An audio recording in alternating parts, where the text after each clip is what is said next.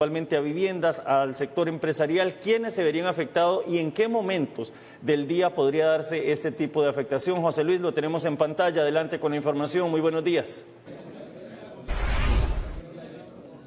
Buenos días, Walter, ¿cómo está? Como bien lo dice usted, nos encontramos acá en el edificio principal del Instituto Costarricense de Electricidad. Estamos con el presidente ejecutivo del ICE, don Marco Acuña, a quien le vamos a hacer ese tipo de preguntas que usted acaba de poner. Obviamente son las preguntas que todos los costarricenses queremos saber. Don Marco, bueno, muchas gracias por atender a Noticias Trivisión. Sabemos que estos días para usted, sobre todo, son muy ajetreados. Muchísimas gracias por el espacio, como siempre, en Trivisión. Don Marco, para hacer una pregunta directa, ¿cuánto tiempo en una casa podría no haber luz, ¿verdad? En el caso de que vengan estos racionamientos a partir del 13 de mayo, ¿cuánto es el tiempo máximo que una casa, porque en este caso hablamos de residenciales, podría quedarse sin luz? Y bueno, ¿cuántos días a la semana? ¿Cómo, tal vez si le puede explicar a la población esto? Sí, bueno, lo que nosotros estamos previendo, y si todo no sale conforme está planeado, el recorte para una casa puede ir de 1 a 3 horas por día. Entonces, por ejemplo, si usted el lunes se le fue la luz 1 hora, 2 o 3 horas, eso es lo máximo que se le va a ir ese día. Para el siguiente día, dependiendo de las condiciones climáticas y del recurso eléctrico, habrá que volver a hacer una corrida, que le llamamos nosotros, para ver si el siguiente día también habrá un recorte. A la misma hora que el día anterior.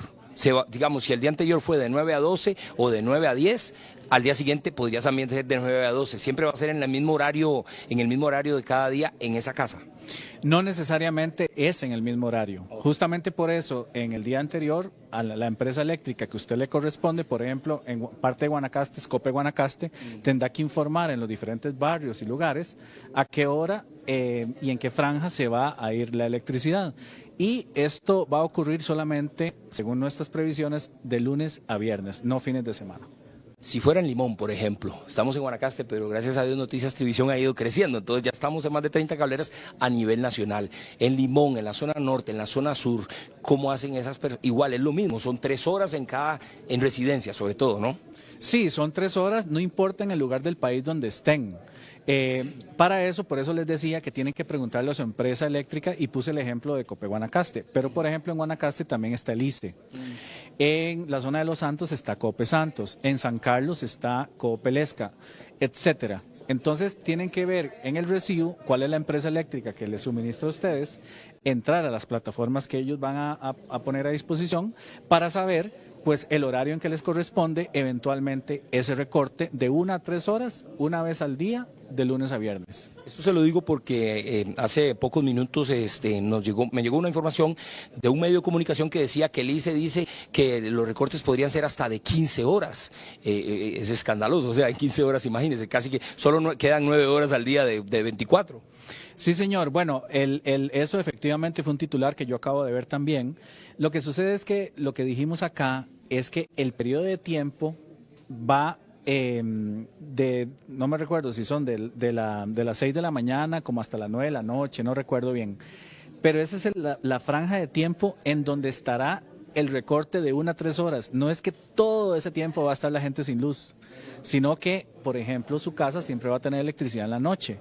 Y eso lo hacemos no solamente para que usted pueda hacer sus actividades, sino también por seguridad, para que haya alumbrado público en la noche. Entonces, en la medida de lo posible, vamos a estar haciendo esto durante el día. Pero no son 10 a 15 horas, no. Es que esa es la franja en la que se recortaría de 1 a 3 horas.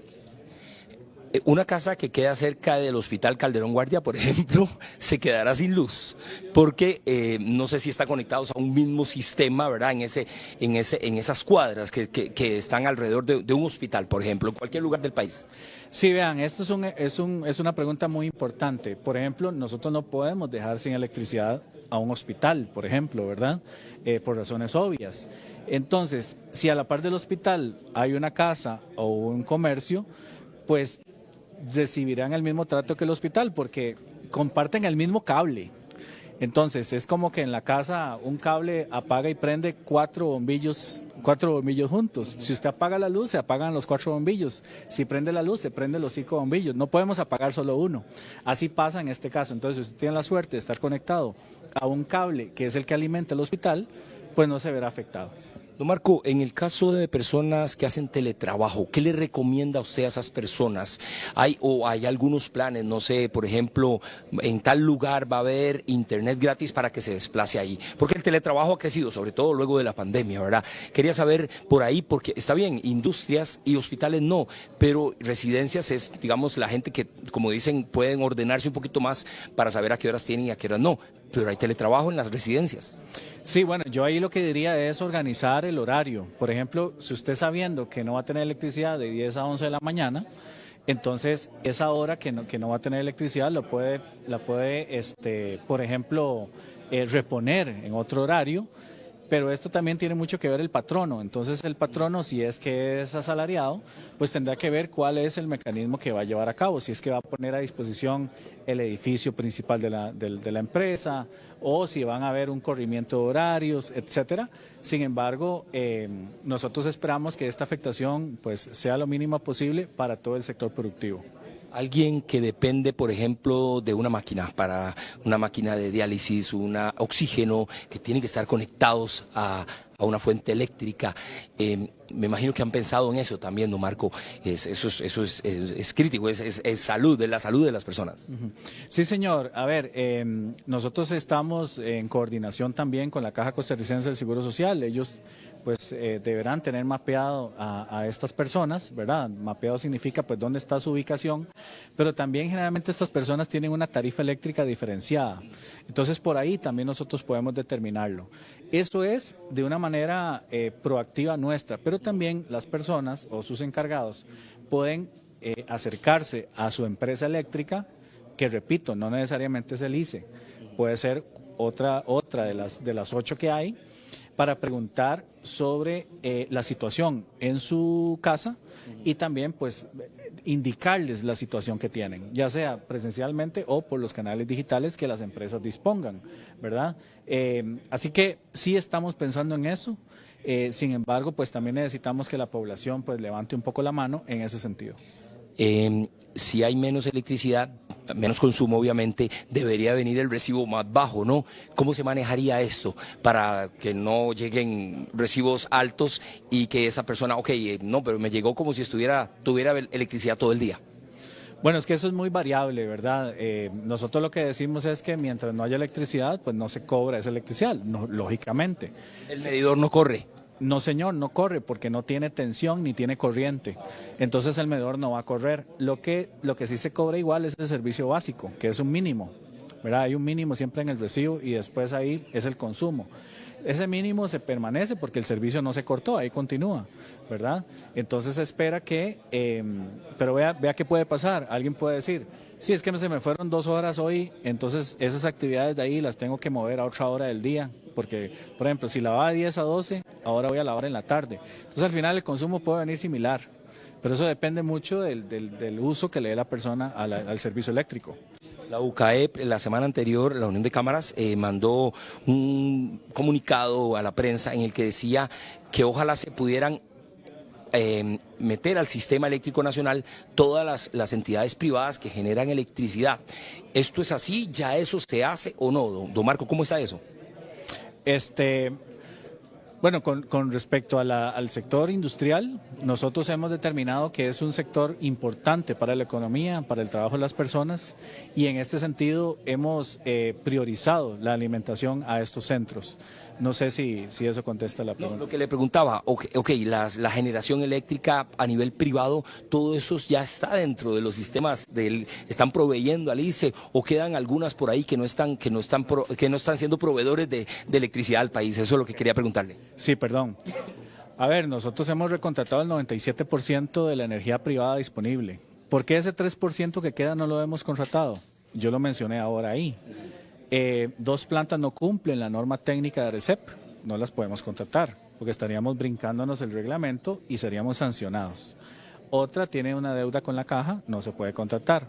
Otra que está desconectada, ya está en refrendo en ARECEP el contrato, ¿verdad? Porque se logró un acuerdo. Y la otra, no hemos llegado a un acuerdo comercial. Esto significa ponernos de acuerdo en el precio. Entonces, son 5 plantas y hemos recontratado cerca de más de 200 megavatios privados que estaban vencidos o que se han ido venciendo en esta administración. Usted estaba, por cierto, en conferencia de prensa dijo que estaban contratando 84 megavatios de un generador privado, creo que era así, pero que hubo una apelación de esta licitación y eso frenó y tal vez eso podría estar alivianando la carga en este momento, esos megavatios ahí que alguien apeló la adjudicación en este caso. Bueno, lo que sucedió fue que nosotros al liberarnos de regla fiscal, ahora sí podemos ir a contratar porque ya podemos gastar más. Entonces sacamos un concurso, lo adjudicamos, pero son plantas que se van a construir en el futuro. Plantas solares para que justamente en verano, cuando hay más sol, generen más cuando hay menos agua. Entonces ahí compensamos. Sin embargo, el proceso está detenido en este momento por una apelación y bueno, eso nos podría atrasar aún más la entrada de plantas nuevas en el futuro. Don Marco, muchísimas gracias. Pues estas son las palabras de don Marco Acuña, presidente ejecutivo del Instituto Costarricense de Electricidad. Estamos acá en el piso 15 del ICE, donde hoy se dio una conferencia de prensa para explicarle a la gente, solo 3 horas al día, bueno, de 1 a 3 horas podría ser los cortes, una vez al día nada más, en un rango de 15 horas. Y para que la población, en este caso, como dice don Marco, sobre todo en residencias, se organice de cuándo tal vez y que pregunte cuándo van a hacer estos cortes en cada una de sus comunidades. Con trabajo en cámaras de mi compañero Steven Arroyo, volvemos con usted, Walter, al estudio principal en Liberia. Muchísimas gracias, José Luis, por la información. Buenos días. Vamos a la